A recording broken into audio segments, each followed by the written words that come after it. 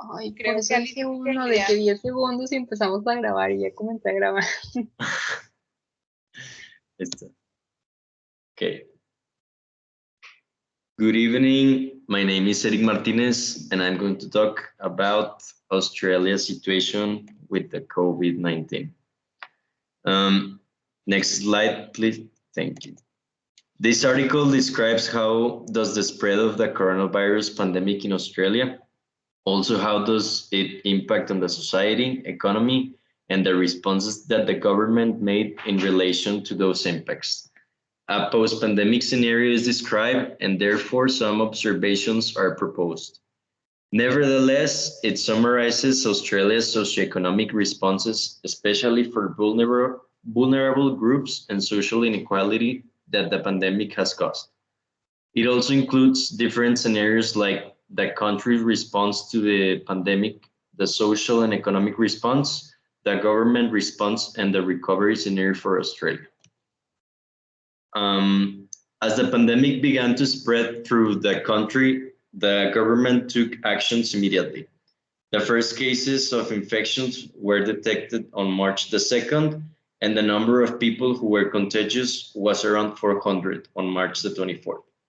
Because of this, the first measure that the government applied was a strict measure associated with distancing because there was not that much information about the virus. This strict distancing measure included banning all the outdoor gatherings in social events with more than 500 people.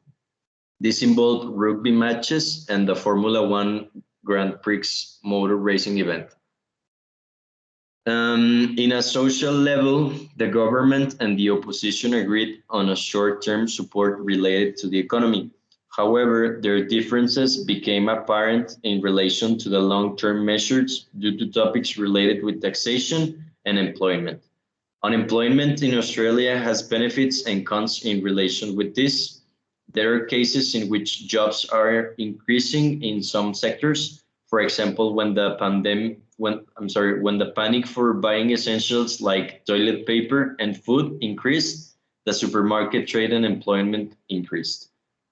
In the recovery scenario for Australia, Australia's measures to manage the immediate economic impact of COVID-19 had been planned and are also preparing for a longer-term task of rebuilding their communities and economic sectors. In relation to other countries, Australia's infection and death rates are very low compared to developed countries. It appears to have daily rates of new cases, but with a very low or even single, which indicates the minimal community transmission. As a result, the Australian society is willing to support the measures that the government have applied during the pandemic in ways that are not evident in other countries. For example, compromising with vulnerable population groups that need special recovery from COVID-19, like good alimentation and aiming to those groups on how to improve the measures for them in socio-cultural, educational, economic, and digital environments. Also, involving the citizens in the policy planning is important to become way more social from a different perspective. Having different factors that the country can use in a future as its favor is that Australia's physical distancing measures, their stable political system, their national wealth, and their geographic isolation contributed to the success with containment of the COVID-19 pandemic. Also, it has the public support of their citizens to carry out the physical distancing measures and the government financial support for local businesses and families. And also the support of the government coordinate and cooperate with policies that were applied along the pandemic. Those policies might be more widely accepted. As a conclusion, I can say that COVID-19 has been a troublemaker not only for Australia, but for all the countries in the world. Each one of them has restructured their measures to contain the virus and try to mitigate the spread of it. Depending on the country's ability and economic capabilities is how they will manage this problem. And in the case of Australia, the pandemic has caused not that much damage in terms of health and economy. It has been attacked, but compared to other developed countries, it still has a great buffer controlling the situation. Once this problem is over, these studies can be conducted to a social, political, and economic aspects that we do not have today. Thank you for your attention.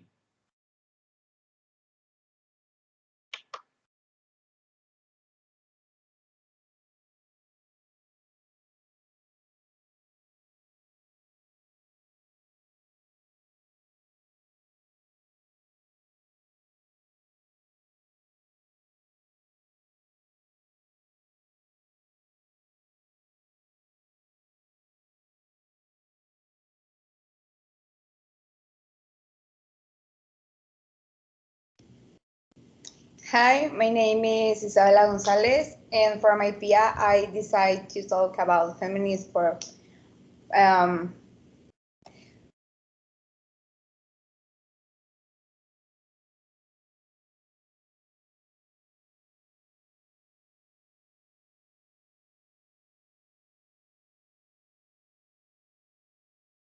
Isa, te silenciaste.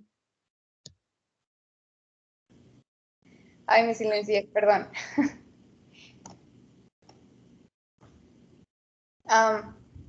Okay, the abstract of my PIA is feminist foreign policies are relatively new concepts, but on a long history of feminist activism and advocacy. Despite this, the past few decades have brought progress for the inclusion of gender-sensitive approaches in policies and resolution adopted. In fact, in 2014, Sweden became the first country in the world to launch a feminist foreign policies. Sorry. Excuse me.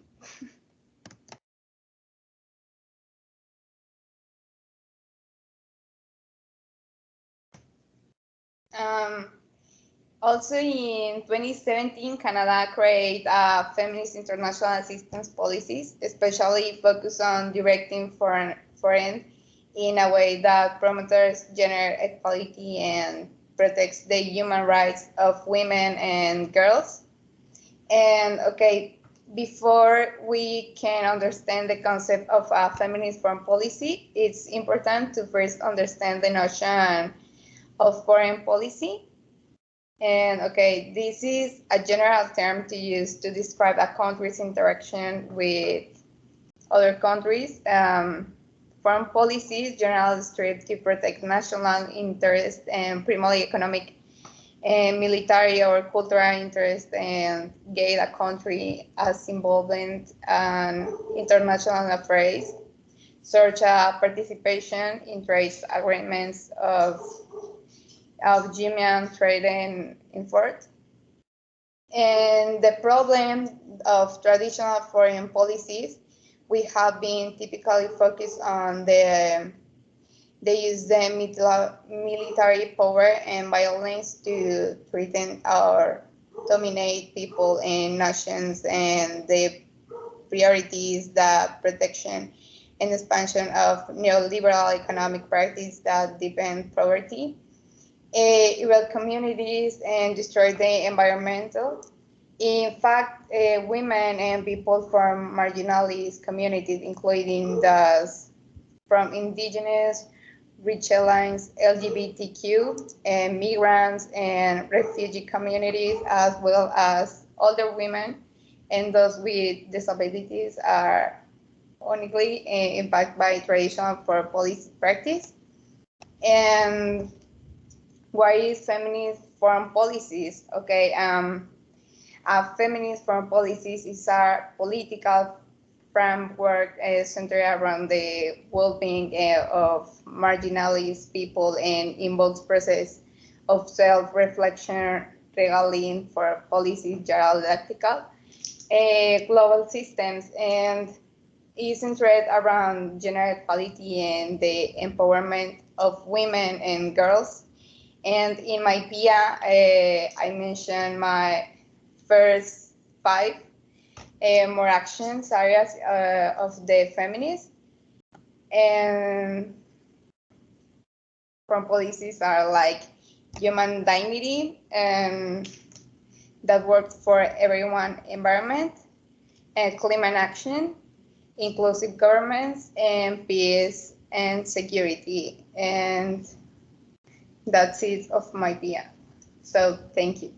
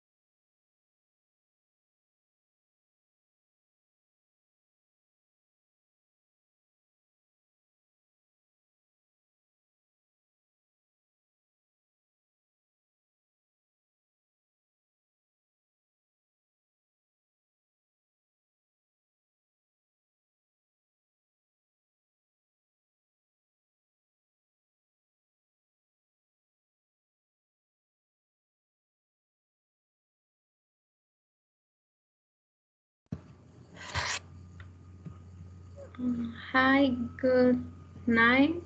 I'm going to explain Singapore's foreign policy in its work for the maintenance of a free and open multilateral trading system. Next slide, please. Okay.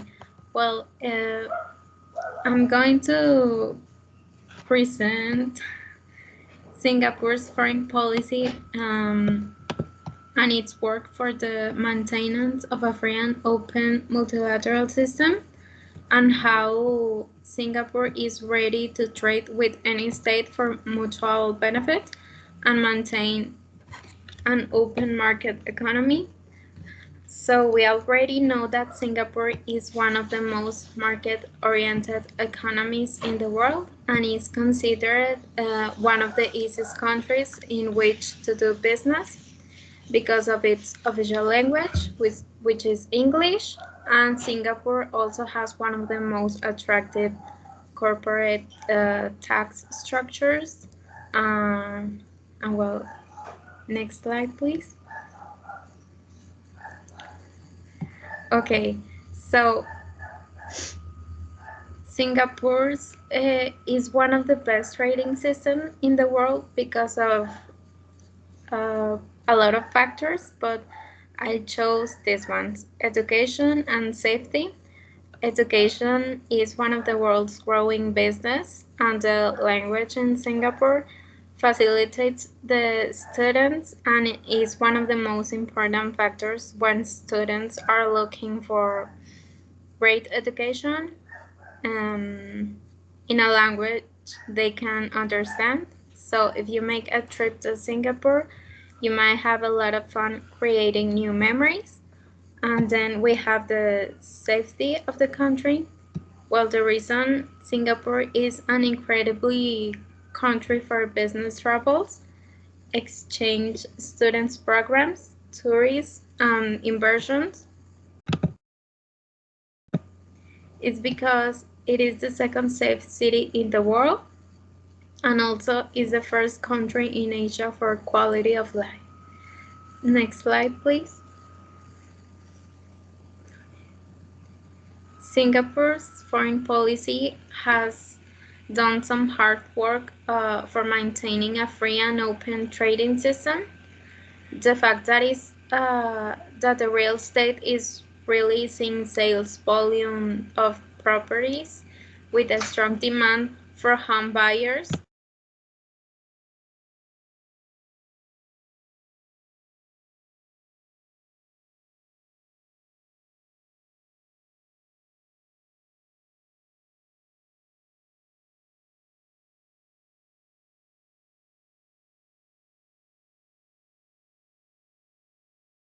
Okay, then we have tax system. The taxation basis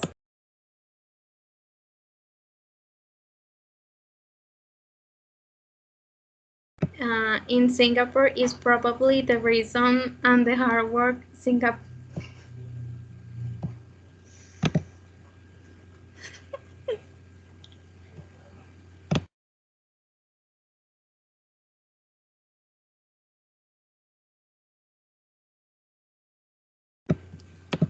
Singaporeans do and did not have to open a trading system. So taxes in Singapore do not have safe legislation, so it has never been imposed a countervailing measure, and its last anti-dumping measures were terminated in 2003. That's why it's so easy to do business with Singapore.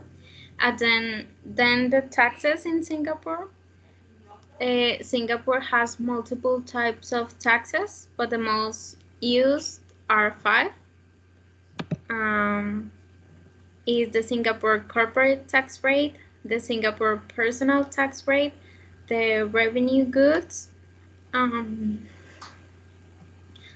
if you are not non-resident, you get a really great deal in taxes. Then we have, next slide, please.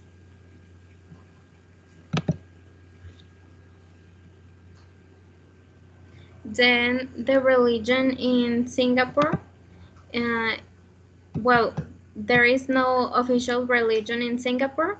People feel free to preach their religion in their own space, but not in public place.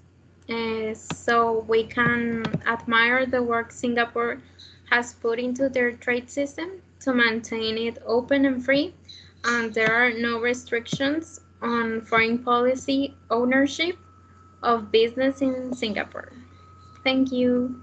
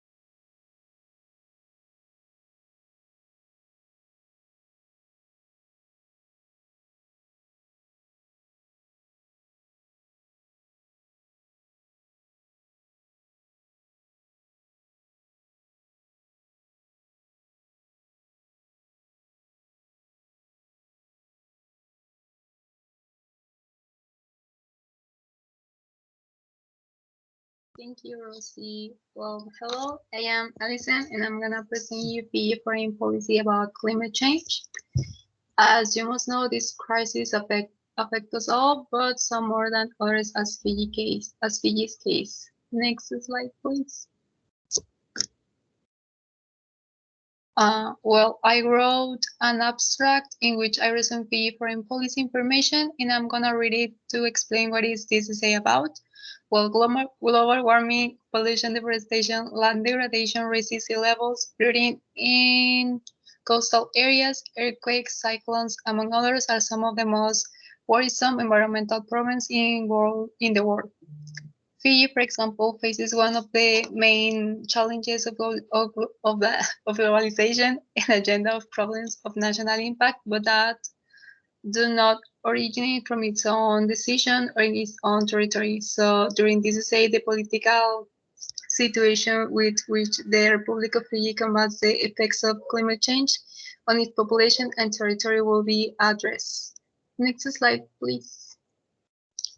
Well, the Republic of Fiji, also known as Fiji, is an archipelago country in the South Pacific Ocean with a republic government and one legislative house. On 2013, a new democratic political period was opened with a electoral system without Russian elements, and that managed to decompress international conflict. Nevertheless, nowadays, one of the main risks that threatens PG is given by increasing meteorological instability and rising sea levels. This is due to change in temperature caused by human and industrial activities. If these impacts continue to occur and contribute to global warming, the coastal areas of Fiji will be underwater. Next, please. But first of all, I would like to explain what climate change is because sometimes it's confused with global warming. So climate change is a problem that affects the health and safety of millions of people. The National Aeronautic and Space Administration, also known as NASA, established that climate change is a change in the usual weather found in a place or in Earth climate, including a lot of rain that a place usually gets in a year or temperature changes in a short period of time. So, like Fiji, there are many countries suffering global warming consequences, even if it's not this country that are polluting. So Fiji contributes little to global warming, climate change. It suffers profoundly from its consequences.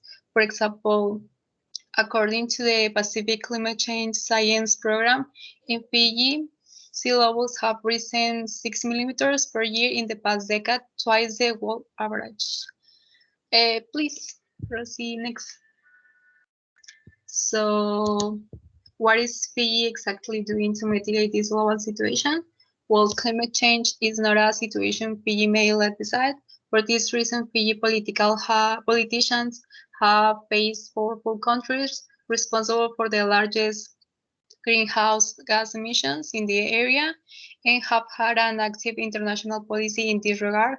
And as a symbol of action against climate change, Fiji has started to establish and do its job to mitigate it. In 2017, government of Fiji was helped by the World Bank and the Global Facility for Disaster Reduction and Recovery. They brought experts from various fields to carry out further studies and help to better understand the impact and cause of climate change in Fiji, as well as to determine clearer figures on this. During this same year, this country became the first small island to lead the United Nations Convention of Climate Change, noting the important role that leadership and policies play to make an important change in country and world future. Next, please. Fiji Foreign Policy and Climate Change.